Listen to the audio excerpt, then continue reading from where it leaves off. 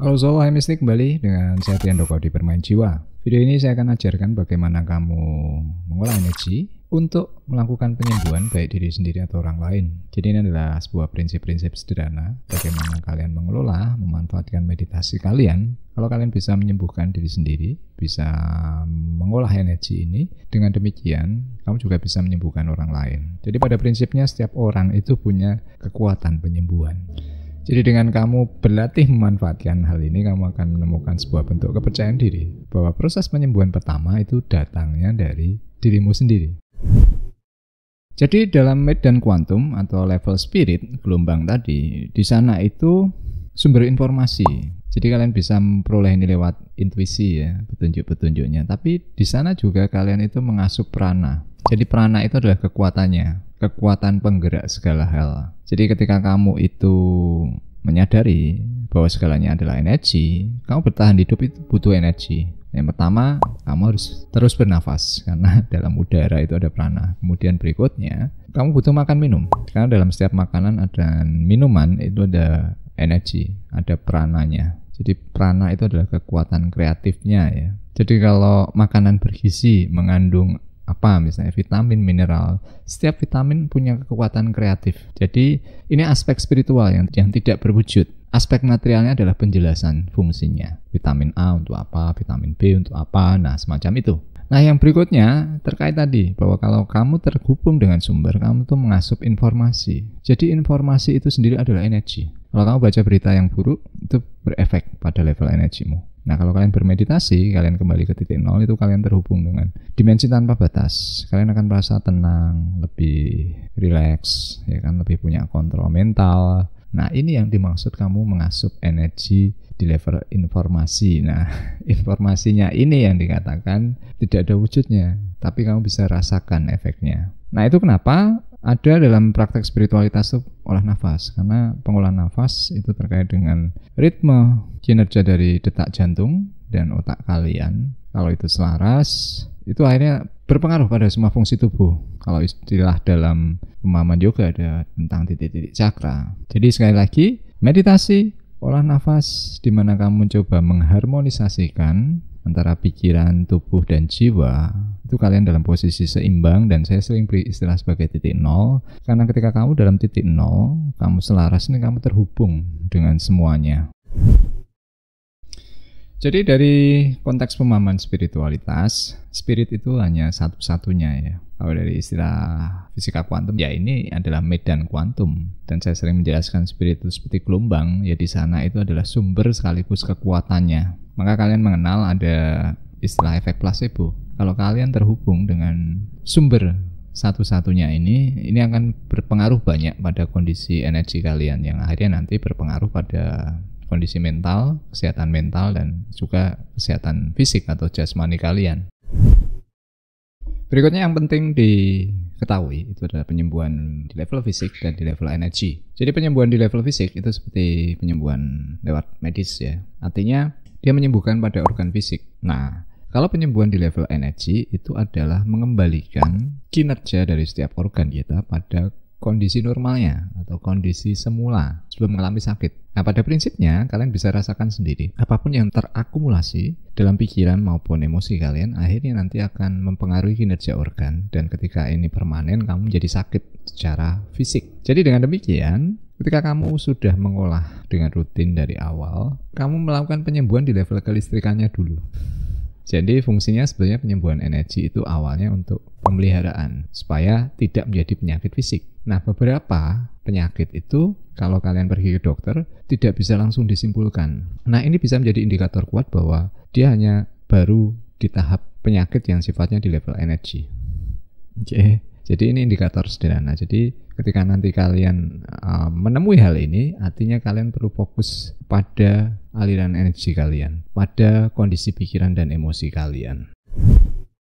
Oke, sekarang bagaimana kalian menyembuhkan diri kalian sendiri?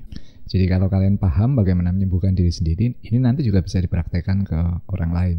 di sekitar kalian. Hal yang pertama yang perlu diingat adalah semua penyembuhan itu adalah sebuah bentuk koneksi, dan untuk terkoneksi kalian harus ke titik nol atau titik keseimbangan. Suatu hal yang seimbang itu seolah tidak bergerak. Jadi ini yang kalian perlu perhatikan. Jadi saat kalian meditasi, kalian itu berupaya untuk rileks, tenang, ya kan? Tidak bergerak, pikiran juga tenang, tidak gerak liar. Ini adalah mekanisme kamu terhubung. Begitu terhubung saja, kamu itu seperti dicas. Nah, ini sudah modal awal bagaimana kamu melakukan penyembuhan diri. Variasi praktek ini banyak, tapi ini prinsip kerjanya yang perlu kalian pahami.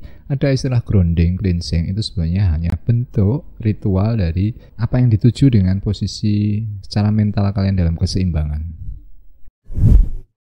Kemudian yang kedua adalah semua prinsip penyembuhan yang terkait mekanisme alam bawah sadar kalian, di mekanisme yang terjadi dalam tubuh kalian, sistem pencernaan, sistem pernafasan, sistem apalagi peredaran darah dan lain-lain, ini kan di luar kontrolmu. Semua yang mengatur mekanisme alam bawah sadar. Nah, bagaimana kamu berkomunikasi dengan alam bawah sadar? Semua menggunakan bahasa-bahasa simbol, bahasa penggambaran. Kenapa bahasa simbol? Kenapa bahasa gambaran? Karena ketika kamu membaca sebuah logo ya, simbol itu mewakili banyak arti. Jadi dalam satu simbol saja sudah memuat banyak maksud yang ingin disampaikan. Nah, ini mewakili seperti apa interaksi kita dengan mekanisme alam bawah sadar. Kemudian yang perlu juga selalu diingat, ini urutan kerjanya. Energi mengikuti pikiran, pikiran mengikuti rasa. Nah, prinsip kerjanya jadi dibalik. Kalian harus punya rasa seimbang dulu, kemudian baru mulai memikirkan, karena ini memproyeksikan aliran energinya. Dengan demikian, energi itu akan mengikuti, berfungsi sebagai apa dan kemana. Jadi kita memanfaatkan prana. Prana itu sendiri adalah kekuatan kreatif. Dia yang membuat detak jantungmu berfungsi. Dia yang membuat aliran darahmu juga bekerja. Jadi ini yang dipahami dalam konteks ajaran kuno, bahwa kemampuan kecerdasan kita, mekanisme alam bawah sadar ini ada sebuah penggerak, dan itu di luar ranah fisik kita. Jadi hadirkan rasa, kemudian bentuk aliran pikiran kalian sesuai maksud dengan bahasa penggambaran lewat simbol-simbol, dan terakhir apa yang ingin kamu capai. Misalnya kamu ingin tubuhmu menjadi lebih bugar, misalnya kamu ingin lebih kuat, semua mengikuti bagaimana level posisi awal rasamu, proyeksi pikiran, dan rasamu. Endingnya itu sudah merupakan tujuan yang ingin kamu proyeksikan ke dirimu sendiri.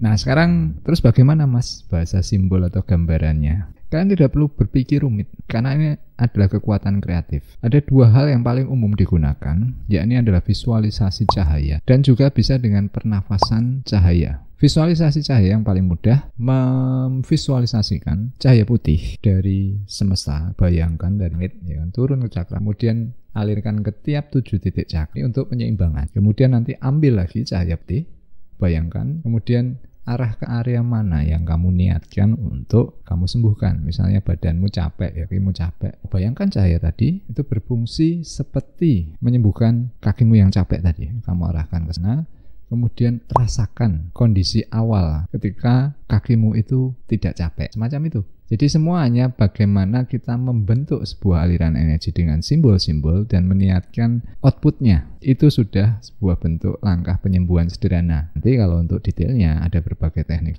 tapi ini yang paling mudah. Dan nanti ketika kalian berproses secara lebih detail, kalian sudah mengalami, artinya sudah pernah mempraktekkan dan menjadi lebih mudah dan cepat. Kemudian berikutnya teknik yang sering umum digunakan adalah pernafasan cahaya. Jadi ketika menarik cahaya, dia akan mengisi seluruh tubuhmu, bayangkan saja. Kemudian hanya kamu niatkan saja, saya menyembuhkan area tubuh saya yang mana. Misalnya kamu sakit perut, saksikan cahaya ini memenuhi seluruh tubuhmu, kemudian dia berfungsi seperti cahaya yang menyembuhkan perutmu. Jadi ini yang saya maksud, mekanisme yang sederhana bisa kamu lakukan sendiri, kamu praktekkan, dan pada akhirnya pun kamu juga bisa praktekkan ke orang lain.